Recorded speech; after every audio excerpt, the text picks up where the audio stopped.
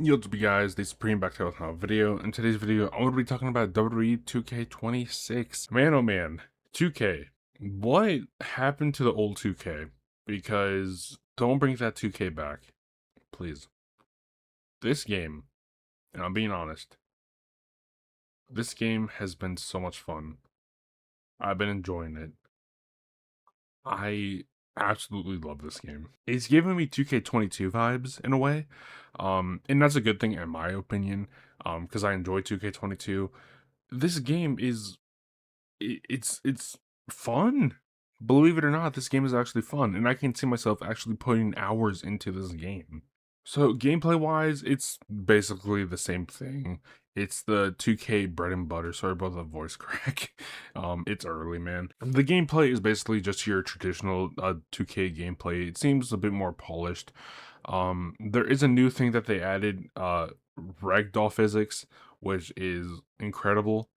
Never remove the ragdoll physics, please, 2K. I know the NL boys, New Legacy, they're gonna have a lot of fun with this. I can already tell, man. Um, this game is fun. I'm enjoying it. The showcase. Let's talk about showcase. I think it's time for showcase to go. If I'm being honest. Personally, I would like to see like a return of Road to WrestleMania or do something like they did for WWE 12, where it was called Road to WrestleMania, but in all reality, it was you just followed. I think it was like Sheamus, Triple H, and I think your created superstar. Um, do something like that for 2K27. Like I don't know what the story would be, but let's move on from showcase because like I think the fantasy deals are kind of fun. But the reliving certain matches is getting repetitive, if I'm being completely honest. I think it's cool, but I think it's time to move on from that phase, if I'm being honest, because we've been doing this since 2K15. Technically 2K4, no, I guess WWE 13. We've been doing this since WWE 13, man. It's time to move on from this reliving history deal. Bring back Road to WrestleMania, do something new. Um, just something, man. I don't know, but let's move on from Showcase. My Rise, I haven't touched My Rise yet. I played it last year and I thought it was fun. I thought it was cool that they unlocked some certain things back there. I think it was like 2011 or 2010 R-Truth. You get the Raw arena from 2011. You got some arenas and all that stuff. So yeah, I thought it was cool. The Island I haven't touched yet. I mean I'll probably go on it like once in a blue moon. I think I went on the island once in 2K24 or 25, excuse me. I only did it to get I think it was Nikki Bella and Goldberg. That was it. Like that's the only reason why I went to the island. My faction, I just don't care. Like I'm obviously gonna play here and there just to unlock the stuff that they're gonna lock behind my faction. As much as I love this game, I know they're gonna lock stuff behind there, and that's kind of upsetting. Um, but besides that, I mean, I don't like my faction. Never have, never will. It's just a money grab from 2K. So I don't know. That's really my thoughts on my faction. I'm not a fan, and I know I never will be. Universe, it seems like, traditional universe, nothing really too much there. My GM, same thing there. I know they did some changes, but I don't really play my GM or universe. I know I sound I probably sound like a very boring person. I just like to go into play, or what it used to be called exhibition, and just create random dumb matches. I'm not saying that I don't find enjoyment from universe and my GM.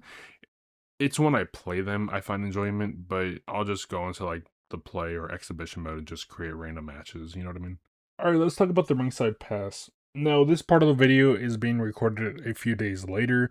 This part is being recorded on March 10th, as the rest of the video was recorded on March 7th.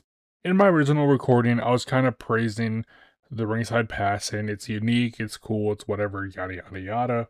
I thought it was cool that you could grind for the DLC and all that stuff, and I thought it was kind of cool, but I can definitely see why it would be annoying for some people. A few days have passed, and I believe my opinion has changed.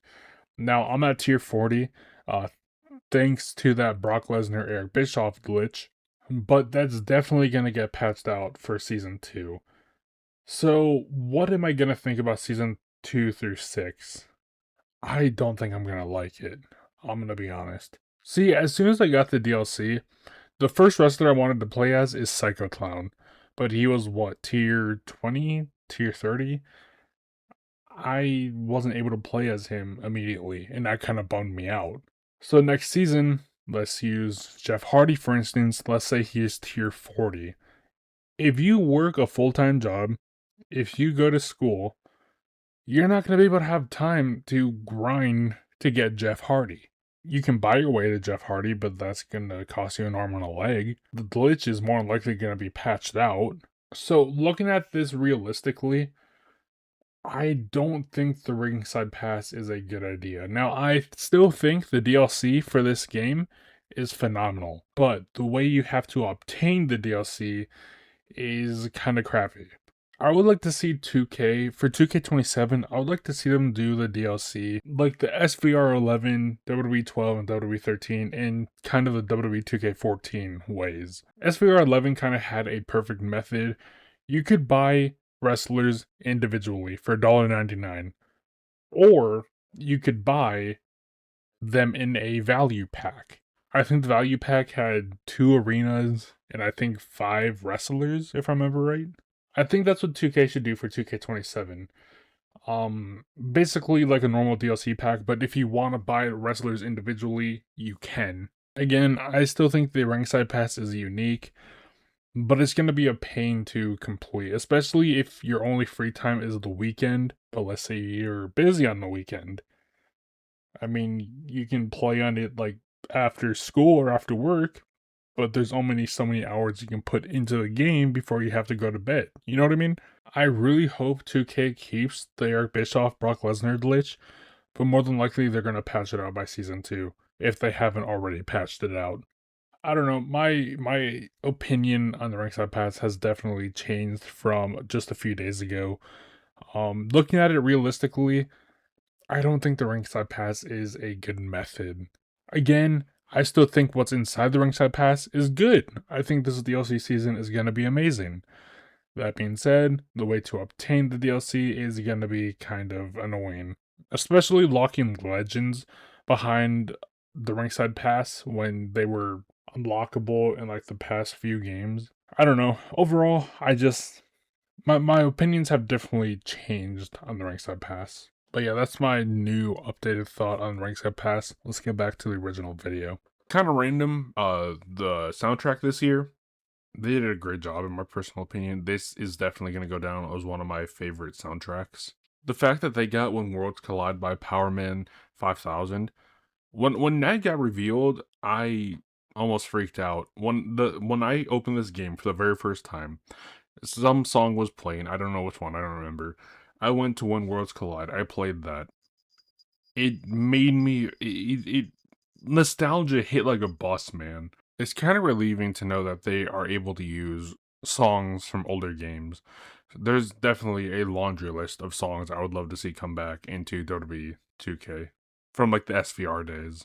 But yeah, I mean, that's really it for my review. I didn't really talk about much, but I think this is a massive, massive step forward in the right direction. And I know I do kind of feel bad for the last gen players, but at the same time, I think we needed to go to next gen exclusively. I'm pretty happy with this game. I'm enjoying it. I think it's fun. I'd recommend you guys checking it out. Maybe when it goes on sale or something. But yeah, that's really it. So hopefully you guys enjoy this video. Make sure to comment, like, and subscribe. And yeah, thank you guys for watching.